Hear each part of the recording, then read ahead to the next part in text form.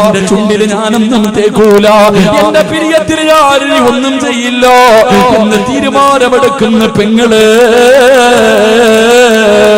അല്ലാഹു തരുന്ന നാലാമത്തെ പ്രതിഫലം എന്തെന്നറിയോ? മോഹമില്ലേടാ ചെറുപ്പക്കാരാ, എന്റെയും നിങ്ങളുടെയും ജീവിതത്തിലെ അഭിലാഷമല്ലേ മരിക്കുന്ന സമയത്ത് ലാ ഇലാഹ ഇല്ലല്ലാഹ് കൊതി തോന്നാറില്ലേ ചെറുപ്പക്കാരാ? മരിക്കുന്ന സമയത്ത് ഷഹാദത്ത് കലിമ ചൊല്ലി മരിക്കണമെന്ന മോഹമില്ലേ? വല്ലാത്ത കൊതിയല്ലേ? അല്ലാഹുവിന്റെ പ്രവാചകൻ പറയുകയാണ്, അല്ലാഹുവിന്റെ പ്രവാചകൻ പറയുകയാ, അല്ലാഹുവേ പടച്ച റബ്ബ് നിനക്ക് ദീൻ ഉറപ്പിച്ചു തരുമെന്ന് നബി മുഹമ്മദ് മുസ്തഫ. ഈമാൻ ഉറയ്ക്കുന്നോന് തുണ്ടം തുണ്ടമായി വെട്ടിയാലും നിന്റെ ഈമാൻ പതറൂലടാ. ഈമാൻ നിന്റെ ഹൃദയത്തിൽ ഉറയ്ക്കുകയാ. ഒരു പണത്തിനും ഒരു പ്രലോഭനങ്ങൾക്കും നിന്നെ തകർക്കാൻ കഴിയില്ല. എന്റെ പ്രിയപ്പെട്ട വാപ്പാ, പൊന്നുമോളെ സുന്നത്തനുസരിച്ച് ജീവിക്കാൻ പഠിപ്പിച്ച എത്ര വലിയ കൊലകൊമ്പം വന്നിട്ടും നിന്റെ പൊന്നുമോളെ മാറ്റാതോക്കിയാൽ അവള് പറയുമെന്നെ കിട്ടൂല. ഏതീമാനെന്നറിയുവോ? ഏതീമാനെന്നറിയുവോ? എന്റെ പ്രിയപ്പെട്ടവരെ, ഈമാനെന്ന് പറഞ്ഞാൽ എങ്ങനെ ഇരിക്കണമെന്നറിയുവോ? മഹാനായ സയ്യിദുനാ ബിലാൽ, എന്റെ പ്രിയമുള്ളവരെ, ഞാനും നിങ്ങളും റോഹിന്റെ മുസ്ലിമീങ്ങൾക്ക് വേണ്ടി ദുആ ചെയ്തവരാ. അവരുടെ അവസ്ഥകൾ കണ്ടവരാണ്. പടച്ചവനെ, പച്ച മനുഷ്യനെ ജീവനോടെ കത്തിക്കുന്ന കാഴ്ച.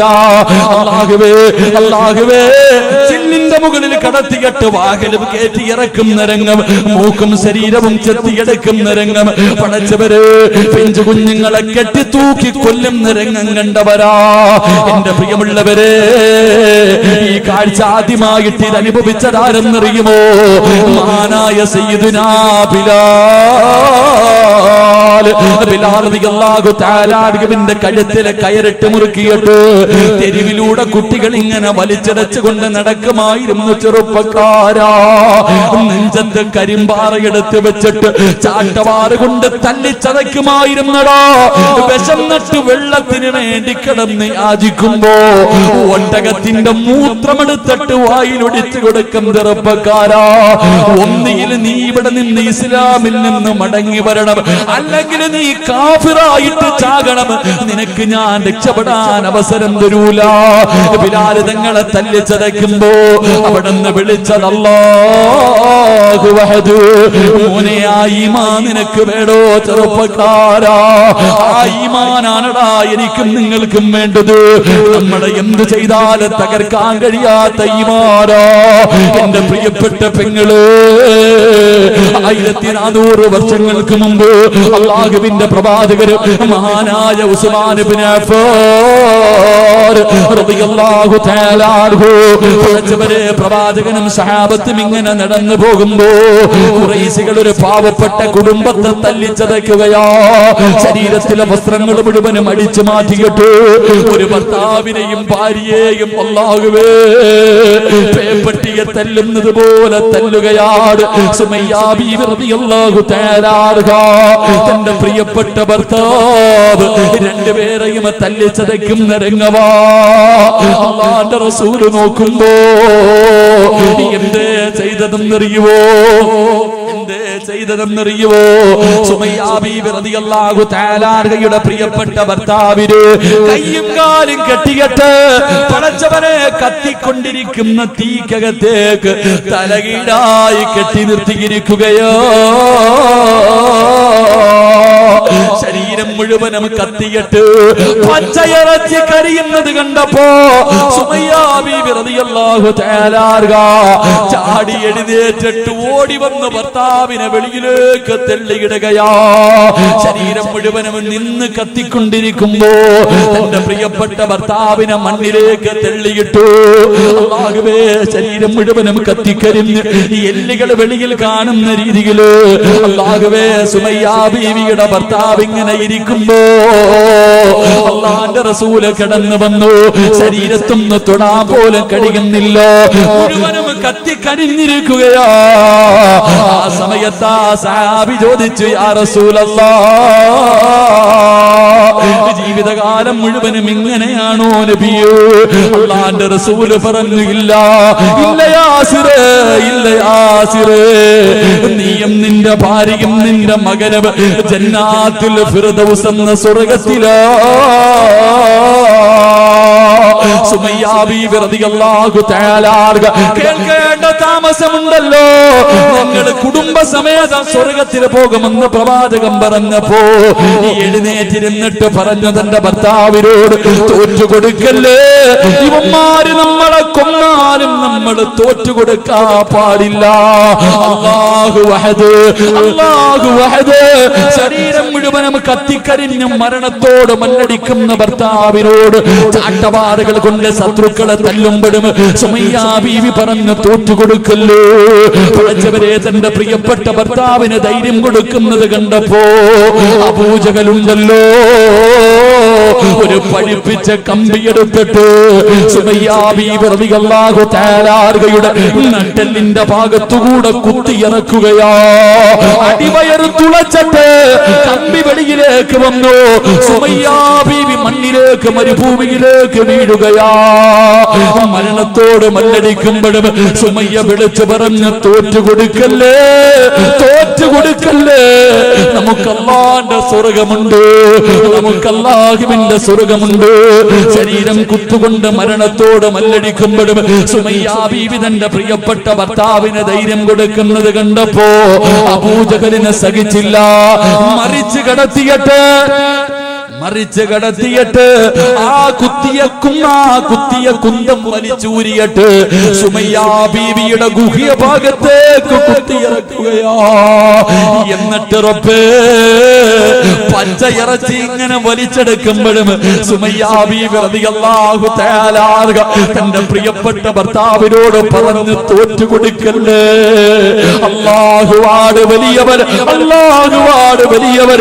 അബൂജഹൽ കാലെടുത്തിട്ട് സുമയ്യ ബീവിയുടെ കഴുത്തിൽ ചവിട്ടിയിട്ട് മണ്ണിലേക്ക് ചവിട്ടി താറ്റി. അപ്പോഴും സുമയ്യ പറഞ്ഞത്, അല്ലാഹു വഹദ്. എന്റെ പ്രിയപ്പെട്ട ചെറുപ്പക്കാരാ, മോനെ, ഇതുപോലെ ഈമാൻ വേണോ? എന്താണ് ഇതിന്റെ കാരണമെന്നറിയുവോ? തുണ്ടം തുണ്ടമായി വെട്ടിമുറിച്ചപ്പോഴും അവര് തോറ്റുകൊടുക്കാത്തതിന്റെ കാരണമെന്താ? മൂന്ന് മക്കളെ തിളച്ചു പറയുന്ന എണ്ണയ്ക്കകത്തേക്ക് തന്റെ പൊന്നാര മക്കളെ ജീവനോടെ കെട്ടിയിറക്കിയപ്പോ ആ മാസിദ ബീവി തോറ്റുകൊടുക്കാതെ ചിരിച്ചതെന്തിനെന്നറിയുവോ? 9.5 മാസക്കാലം വയറ്റിൽ ചുമന്നുകൊണ്ട് നടന്ന് മരണവേദനയുടെ വേദനയിൽ നിന്ന് പ്രസവിച്ച പ്രിയപ്പെട്ട മക്കളെ തിളച്ചു മറിയുന്ന എണ്ണയിൽ ഓരോന്നായിട്ട് കരിക്കുമ്പോഴും തന്റെ പൊന്നാര മക്കളെ തീക്കകത്ത് കിടന്ന് മരണപ്രാളത്തിൽ പിടയുമ്പോഴും ചിരിച്ചുകൊണ്ട് നിന്നതിന്റെ കാരണമെന്തെന്നറിയുവോ? ഈമാൻ കിട്ടിയതിന്റെ കാരണമെന്ത്? അവർ റസൂലുള്ളാഹിന്റെ സുന്നത്ത് ജീവിതത്തിൽ പ്രാവർത്തികമാക്കിയവരാ. അതുകൊണ്ട് റസൂലുള്ള പറയുകയാ, ഈ ദുനിയാവിൽ വെച്ച് അല്ലാഹു നിനക്ക് തരുന്ന 4ാമത്തെ പ്രതിഫലം അല്ലാഹു നിന്റെ ഈമാൻ ഉറപ്പിക്കുമെന്ന് ആദരവായ പ്രവാചകൻ നബി മുഹമ്മദ് മുസ്തഫ. ആ ഈമാൻ തരണേ പടച്ചവര്, ആ ഈമാൻ തരണേ പടച്ചവര്.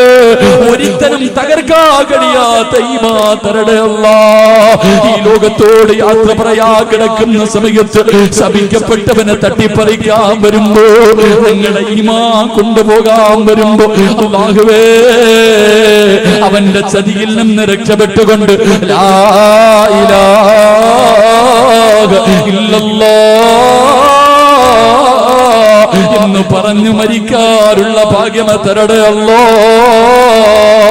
ഞങ്ങളുടെ അവസാനം നന്നാക്കി തരണേ അല്ലാഹ്. ഞങ്ങളുടെ അവസാനം നന്നാക്കി തരണേ അല്ലാഹ്. പടച്ചവര്, ഈ സദസ്സിന് അതൊരു സബബാക്കണേ അല്ലാഹ്.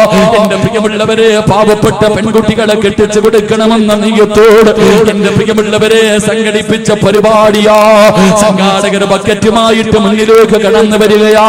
സംഘാടകർ ബക്കറ്റുമായിട്ട് നിങ്ങളുടെ മുന്നിലേക്ക് കടന്നു വരികയാ. മനസ്സറിഞ്ഞുകൊണ്ടൊരു സദഖ കൊടുക്കുവോ? ഒന്നും വേണ്ട, ഒന്നും വേണ്ട. ഈ ലോകത്തിൽ നിന്ന് യാത്രയാകുന്ന സമയം ലാ ഇലാഹ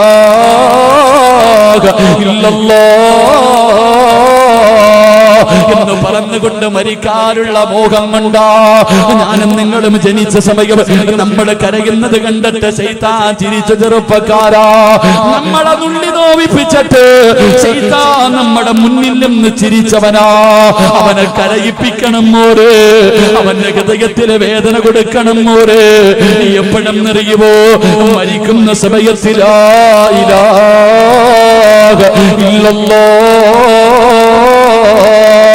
എന്ന് പറഞ്ഞുകൊണ്ട് നീ മരിക്കുന്നത് കണ്ടിട്ട് അവൻ കരയണം ചെറുപ്പക്കാരാ. അതിനു വേണ്ടിയാ മോര്, അതിനു വേണ്ടിയാ മോന് ഈ കൊടുക്കുന്നത്, അതിനു വേണ്ടിയാ ചെറുപ്പക്കാരാ. മനസ്സറിഞ്ഞുകൊണ്ടൊരു നല്ല സദഖയിട്ടോ. റഹീമായ കരുണയുള്ള ദയാലുവായ മലിക്കുൽ ജബ്ബാറായ ഈ പ്രപഞ്ചം മുഴുവനും അടക്കി ഭരിക്കുന്ന രാജാധിരാജനായ അല്ലാഹ് ആരെല്ലാം ഒരു നല്ല സദഖ കൊടുക്കുന്നു അവർക്ക് നല്ല മരണം കൊടുക്കണേ അല്ലാഹ്. അവരുടെ അവസാനം നന്നാക്കണേ അല്ലാഹ്.